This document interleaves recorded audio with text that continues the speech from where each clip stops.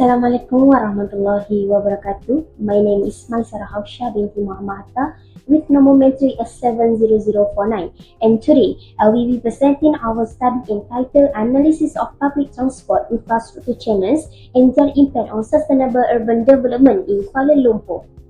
This presentation will focus on the introduction of the study, key infrastructure issue affecting public transport in Kuala Lumpur, and the overall conclusion of the research. Before discussing the findings, it's important to understand why this topic is significant. As we know, Kuala Lumpur is developing rapidly as an urban city. With increasing population and urbanization, the demand for efficient and accessible public transportation is becoming more important. Public transport is not only a mode of travel but also an important factor influencing mobility, economic activities, environmental sustainability, and the quality of life of urban communities. The Malaysian government has invested heavily in improving public transportation infrastructure, especially through MRT, rail and bus network development in Greater Kuala Lumpur. These efforts are closely linked to Sustainable Development Goal 11, which aim to create cities that are inclusive, safe, resilient, and sustainable. However, despite major investment and modern facilities, Kuala Lumpur public transport system continue to face several infrastructure challenges. Passenger move across some transport service remain inconsistent, and accessibility is then uneven between urban and suburban areas. As a result, many residents continue to rely on private vehicles as their main mode of transportation. This brings us to the environmental goals of our city. DBKL introduced the Kuala Lumpur Low Carbon Society Blueprint 2030 or KLSCSP 2030. The main target of this blueprint is clear: to reduce greenhouse gas (GHG) emission by 70% by the year 2030. To achieve the ambition targets, shifting public mindset from private vehicle to public transport is absolutely essential. The success of this green transition heavily depends on three key pillars. The number one is high quality infrastructure, the number two is active community participation, and long-term change in public travel behavior. Now, let's look at how weight transport system impact its actual users. The lack of seamless connectivity especially affect vulnerable groups such as older adults and persons with disabilities (PWD). Some of the major challenges they face include limited service coverage, lack of user-friendly or accessible facilities, and intensive traffic congestion that creates highly complex travel routes. As a result, users often default to private vehicles because they offer greater comfort and flexibilities. This highlights a crucial point: the transport quality is closely linked to public well-being. We dive deeper into the actual user experience. The core issues stem from weight, first mile, and last mile connectivity. This is worsened by frequent operational disruption and inefficient transit transfers. Ultimately, selective waiting time and overall comfort are the deciding factors that influence ridership. Therefore, the purpose of this research is threefold. The number one is to thoroughly examine the public transport infrastructure challenges in Kuala Lumpur. The number two is to evaluate their direct impact on sustainable urban development, and the last one is to propose practical data-driven strategies and policy improvements. Assalamualaikum to Dr. Zikri and my fellow classmates. My name is Nur Shadirat Izrin binti Zakaria. My matric number S72970. Today I will present the justification section of our study title and analysis of public transportation infrastructure challenges and their impact on sustainable urban in Kuala Lumpur. Main justifications of the study public transport is the backbone of any sustainable city. As Malaysia's economic hub, Kuala Lumpur needs a robust system to overcome importance of public transport urban life. An efficient transit system is vital to prevent productivity losses from traffic congestions, which directly aligns with the international SDG 9 goals. for resilient urban mobility. Next, gap on infrastructure and service dynamic. Past literatures often overlook micro-level impact post-pandemic. Our study fills the gaps by focusing on connectivity issues, poor transits, scheduling, and user trust regarding safety. Next, public perception of the government transformation program. GTP. Under the GTP, public transport is a national priority, and KRA. This study evaluates if commuters truly benefit from it. The justifies the return on public investment. Next, the need for sustainable urban development from a green urbanization's perspective. Shifting commuters from cars to mass transit is a primary requirement to reduce carbon and combat overdevelopment. Policy support and government allocations will. The government fund mega projects like the MRT and LRT operations gap still exist on the ground. This requires scientific evaluation to improve long-term policy. Lastly, justification impact on economic development. Smart transit network, do you just support logistics, expanding modern rail liners, create new economic corridors, and sharpness our nation global competitive? In conclusion, this study is justified because it bridges the gap between government planning and the real-world experience of daily commuter to ensure the long-term sustainability of Kuala Lumpur. That's all from me. Thank you. Welcome to Dr. Zikri and Friends. I am Faris bin Rizki, S72951, and I will be presenting the Chapter 3 Literature Review section of our study entitled Analysis of Public Transport Infrastructure Challenges and Impact on Sustainable Urban Development in Kuala Lumpur under the lens of SDG 9, which is Industry, Innovation and Infrastructure. Okay, in this assignment, we have synthesized 9 critical subtopics based on the past study, but for the sake of this article, I have divided into the 4 parts. First part is physical challenges and digital planning. Part 2 is first and last distance issue and inclusivity. Part 3 is governance, financing and green technology. And part 4 is post-pandemic mass and action comparison. First part, physical challenges and digital planning. First, we look at the issue of the operational efficiency according to Rostam and Mohammed 2025 study. Major corridors such as Jalan Pahang face severe bus congestion and unpredictable schedule. This failure made the townspeople more willing to drive their own cars. To overcome this problem, Kuala Lumpur is aggressively building mega rail projects such as the Kajang and Putrajaya MRT lines. However, according to Khalid and Tahir 2024, this construction challenges land use drastically. Therefore, Yusuf and Rahman 2024 stressed the importance of using digital innovation such as GIS to design future-proof routes. The second part is first and last distance issue and inclusivity. Next, the most frequent issue users face is the disconnection of the first and last mile. Ramli and Azmi 2023 revealed that the pedestrian walkway of the rail station in KL is mostly damaged and has no roof. Unfortunately, according to Ibrahim and Hassan 2023, the area around the station or the horizon is monopolized by the luxury real estate and condominium project that providing community-friendly accessibility.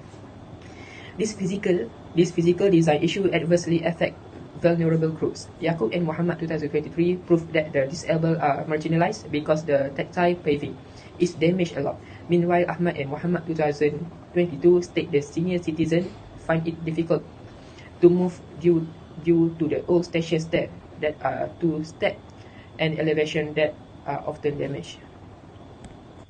Part 3 is governance, financing and green technology. From a political point of view, America, Rahman and Abdullah 2022 found the existence of the jurisdictional overlap between federal and state agencies, causing the integration of systems such as unified smart ticketing to be slow.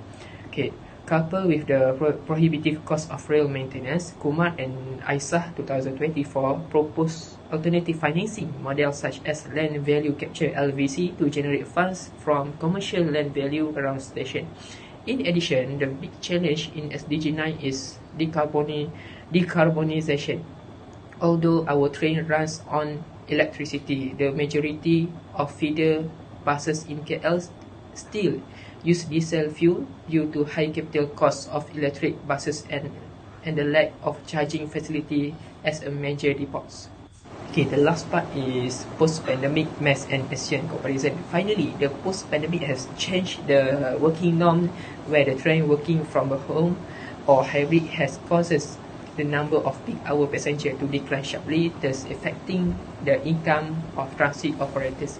As a digital solution, we need to mobility as a service or mass integration, such as bringing together train, buses, and e-hailing in one phone app. But it is difficult to implement in Kuala Lumpur because private company and government still do not want to share data publicly. Compared to neighboring country, Kuala Lumpur still lags behind Jakarta. Its Jaklingo system, which has managed to consolidate microbus and rails fare under one centralized governance. This regional lesson proved that building a concrete foundation alone is not enough in the absence of strong governance that prioritize people access right. In conclusion, the literature highlights that to achieve sustainable urban development in Kuala Lumpur by 2030, the focus must be shifted from simply building physical infrastructure to managing mobility that is inclusive and integrated for the well-being of all community capital. That's all from me. Thank you.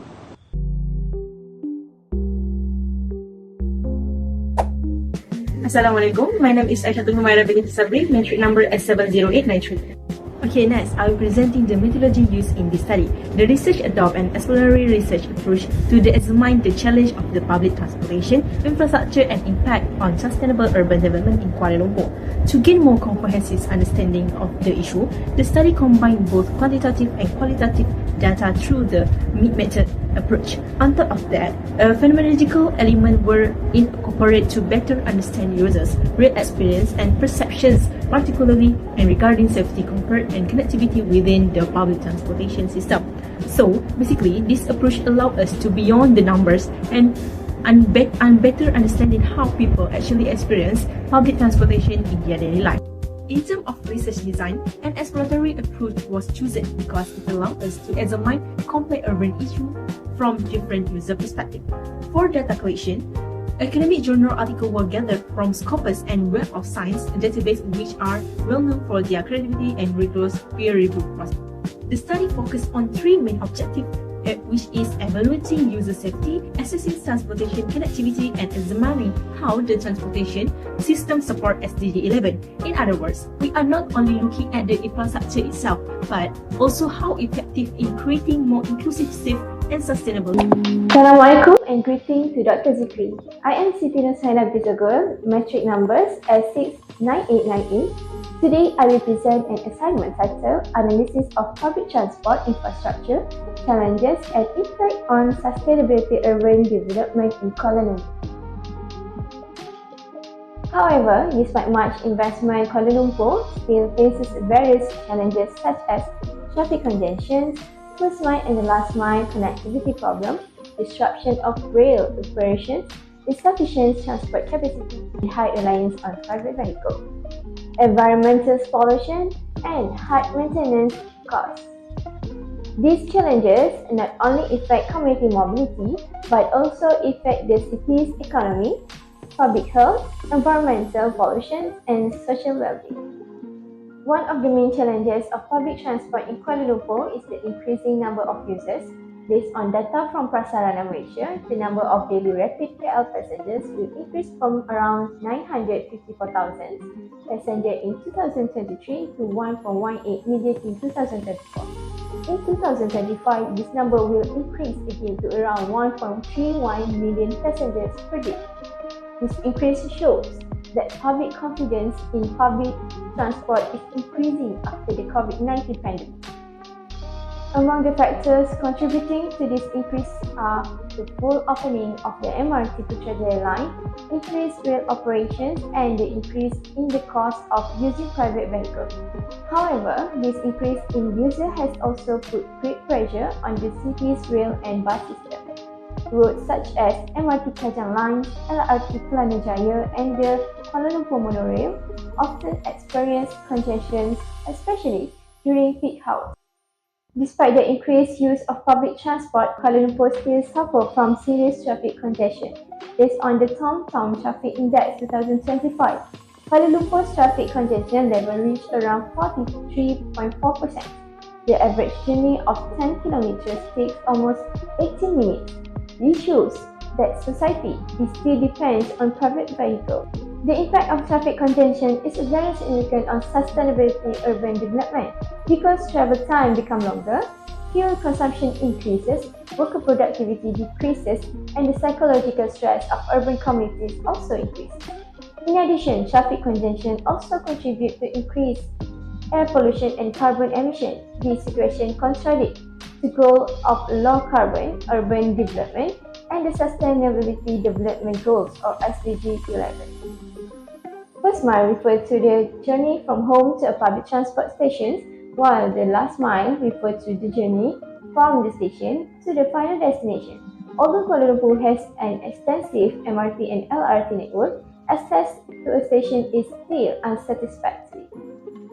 Among the main problems are lack of safe pedestrian walkway, inefficient bus interchanges, and limited park and ride facilities. Areas such as Cheras, Ampang, Sabak, and Kepong still rely heavily on private cars to get to public transport stations. This situation has caused many users to prefer to use their own cars, even though the city rail system has been provided. In addition, this problem also affects senior citizens, people with disabilities, and low-income communities who rely heavily on public transport. Operational reliability is an important factor in the public transport system. According to the Prasarana Malaysia report, the number of rail disruptions decreased from 118 disruptions in 2033 to 71 disruptions in 2024. Despite improvement, operational disruptions still occur, especially on roads with high ridership. These disruptions have a major impact on users as they cause travel delays, station congestion, and loss of productive time. Despite the growing rail transport network, urban communities are still heavily dependent on private vehicles. Among the main factors are unbalanced urban development, residential areas far from the city centre, car use culture, and extensive road facilities. According to the Department of Statistics Malaysia, the vehicle ownership rate in Kuala Lumpur and Selangor continues to increase every year. This situation has a major impact on sustainability urban development because carbon emissions are increasing, air pollution is increasing, and traffic congestion is becoming increasingly chronic. In addition, excessive car use also reduces public space and social interaction in urban communities. The challenges of public transport is also closely related to the environmental pollution issues. High use of private vehicles has led to increased emission of carbon monoxide, nitrogen dioxide, and fine particles. According to WHO, air pollution can increase the risk of asthma, respiratory disease, heart disease, and lung cancer. In addition to air pollution, traffic congestion also cause noise pollution, which puts mental stress on urban communities. To overcome this problem, the government has introduced electric buses, low-carbon urban development, and strengthening the urban rail system. The development of public transport system requires very high costs. Projects such as the MRT and LRT require construction costs, operations, and maintenance that reach billions of ringgit. According to the 2024 Audit National Report, urban public transport systems still require the large government subsidies. These financial challenges can affect infrastructure maintenance, service quality, and operational stability. If operating costs increase, public transport fares may also increase. Effective low-income groups Therefore, a sustainable public transport system requires a stable and resilient financial model. The issue identified is gender safety perception within public transportation spaces. Although women make up the majority of public transportation users in Kuala Lumpur, around 97.2%, safety remains major concerns. The findings show that risks such as sexual harassment and social crime continue to affect women's confidence when using public transport. Factors such as inefficient CCTV coverage, poorly lit pedestrian pathway, and infrastructure designs that do not adequate considered women's safety contribute to this concern. What is interesting here is that even though Kuala Lumpur has modern transit like system like MRT and LRT, many women still feel unsafe in certain transit environment. This shows that having good infrastructure alone is not enough if users do not feel safe while using it.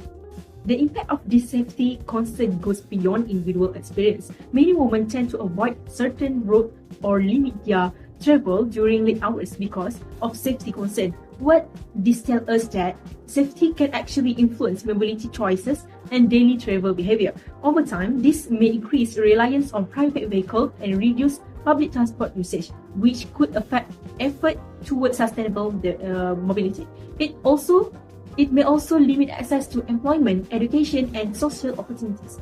To address this issue, the study recommends improving street lighting, expanding CCTV coverage, installing emergency panic button, and applying CPTAD principle in transportation planning. This improvement may seem simple, but they can make significant differences in helping users feel safer and more confident when using public transportation. The next issue is focused on universal accessibility for persons with disabilities and older adults. If we look at the data shown here, the level of inaccessibility in TTDI Kuala Lumpur is recorded at 97.4%, where Bedok, Singapore, record only 5.6%. What's interesting here is the huge gap between these two locations. This clearly suggests that Kuala Lumpur still faces significant challenges in providing accessibility pedestrian infrastructure.